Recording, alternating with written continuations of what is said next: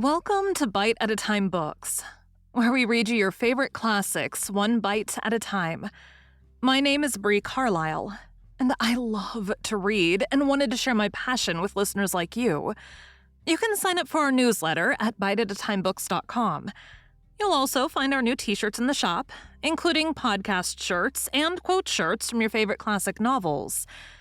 Be sure to follow my show on your favorite podcast platform so you get all the new episodes. We're part of the Bite at a Time Books Productions Network.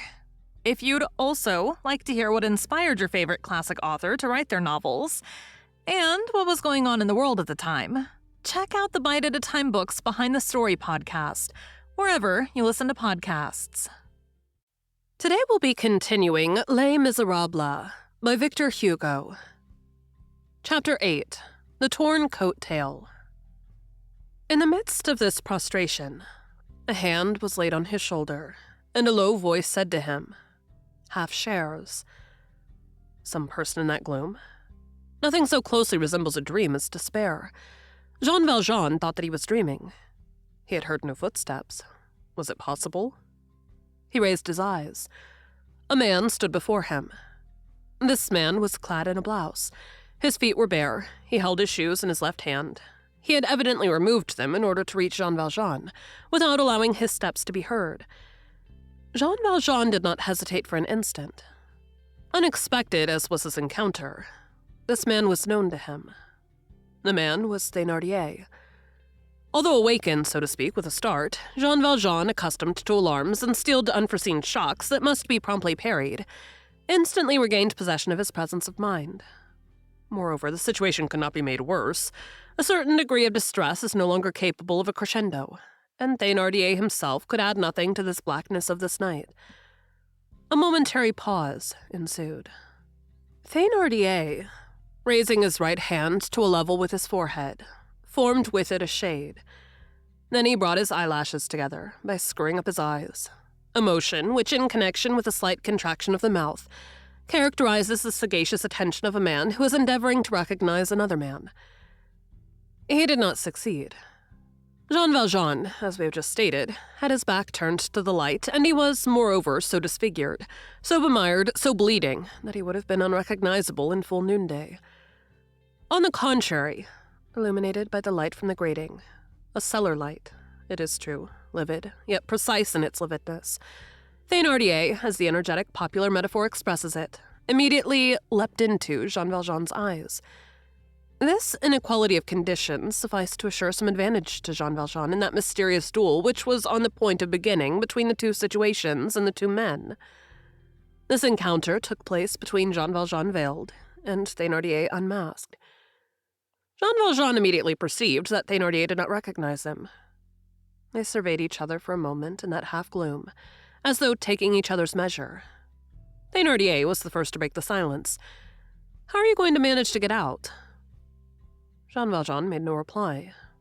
Thénardier continued, "It's impossible to pick the lock of that gate, but still you must get out of this." "That is true," said Jean Valjean. "Well, half shares then?" "What do you mean by that?" "You've killed a man. That's all right. I have the key." Thénardier pointed to Marius. He went on, "I don't know you, but I want to help you. You must be a friend." Jean Valjean began to comprehend. Thénardier took him for an assassin. Thénardier resumed, "Listen, comrade, you didn't kill that man without looking to see what he had in his pockets. Give me my half. I'll open the door for you." And half drawing from beneath his tattered blouse a huge key, he added, "Do you want to see how a key to liberty is made? Look here." Jean Valjean remained stupid. The expression belongs to the elder Corneille to such a degree that he doubted whether what he beheld was real. It was Providence appearing in a horrible guise, and his good angel springing from the earth in the form of Thénardier. Thénardier thrust his fist into a large pocket concealed under his blouse, drew out a rope, and offered it to Jean Valjean. "Hold on," said he. "I'll give you the rope to boot." "What is the rope for?" "You will need a stone also, but you can find one outside. There's a heap of rubbish." "What am I to do with a stone?" "Idiot, you'll want to sling that stiff into the river. You'll need a stone and a rope, otherwise it would float on the water." Jean Valjean took the rope. There is no one who does not occasionally accept in this mechanical way. Thénardier snapped his fingers as though an idea had suddenly occurred to him. "Ah, see here, comrade. How did you contrive to get out of that slough yonder? I haven't dared to risk myself in it. Phew, you don't smell good." After a pause, he added, "I'm asking you questions, but you're perfectly right not to answer. It is an apprenticeship against that cursed quarter of an hour before the examining magistrate. And then, when you don't talk at all, you run no risk of talking too loud. That's no matter, as I can't see your face, and as I don't know your name, you're wrong in supposing that I don't know who you are and what you want. I twig. You've broken up that gentleman a bit. Now you want to tuck him away somewhere. The river. That great hider of folly is what you want. I'll get you out of your scrape. Helping a good fellow in a pinch is what suits me to a hair." While expressing his approval of Jean Valjean's silence, he endeavored to force him to talk. He jostled his shoulder in an attempt to catch a sight of his profile, and he exclaimed, without, however, raising his tone, "Apropos of that quagmire, you're a hardy animal. Why didn't you toss the man in there?" Jean Valjean preserved silence. Thénardier resumed, pushing the bag which served him as a cravat to the level of his Adam's apple, a gesture which completes the capable air of a serious man. "After all, you acted wisely. The workmen, when they come tomorrow to stop up that hole, would certainly have found the stiff abandoned there, and it might have been possible, thread by thread, straw by straw, to pick up the scent and reach you. Someone has passed through the sewer. Who? Where did he get out? Was he seen to come out? The police are full of cleverness. The sewer is treacherous and tells tales of you. Such a find is a rarity. It attracts attention. Very few people make use of the sewers for their affairs, while the river belongs to everybody. The river is the true grave. At the end of a month, they fish up your man in the nets at St. Cloud. Well, what does one care for that? It's carrion. Who killed the man? Paris. And justice makes no inquiries. You've done well." The more loquacious Thénardier became, the more mute was Jean Valjean. Again, Thénardier shook him by the shoulder. "Now let's settle this business. Let's go shares. You've seen my key. Show me your money." Thénardier was haggard, fierce, suspicious, rather menacing, yet amicable.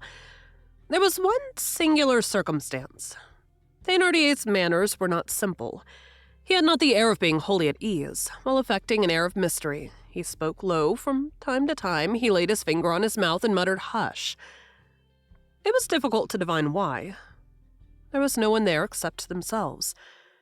Jean Valjean thought that other ruffians might possibly be concealed in some nook, not very far off, and that Thénardier did not care to share with them. Thénardier resumed. "Let's settle up. How much did the stiff have in his bags?" Jean Valjean searched his pockets. It was his habit, as the reader will remember, to always have some money about him. The mournful life of expedience to which he had been condemned imposed this as a law upon him. On this occasion, however, he had been caught unprepared. When donning his uniform of a National Guardsman on the preceding evening, he had forgotten, duly absorbed as he was, to take his pocketbook. He had only some small change in his fob. He turned out his pocket, all soaked with ooze, and spread out on the banquet of the vault 1 louis d'or, 2 5-franc pieces, and 5 or 6 large sous. Thénardier thrust out his lower lip with a significant twist of the neck. "You knocked him over cheap," said he. He set to feeling the pockets of Jean Valjean and Marius with the greatest familiarity. Jean Valjean, who was chiefly concerned in keeping his back to the light, let him have his way. While handling Marius's coat, Thénardier, with the skill of a pickpocket, and without being noticed by Jean Valjean, tore off a strip which he concealed under his blouse, probably thinking that this morsel of stuff might serve, later on, to identify the assassinated man and the assassin. However, he found no more than the 30 francs. "That's true," said he. "Both of you together have no more than that." And forgetting his motto, half shares, he took all. He hesitated a little over the large sous. After due reflection, he took them also, muttering, "Never mind, you cut folks' throats too cheap altogether." That done, he once more drew the big key from under his blouse. "Now, my friend, you must leave. It's like the fair here. You pay when you go out. You have paid. Now clear out." And he began to laugh. Had he, in lending to this stranger the aid of his key, and in making some other man than himself emerge from that portal, the pure and disinterested intention of rescuing an assassin? We may be permitted to doubt this. Thénardier helped Jean Valjean to replace Marius on his shoulders.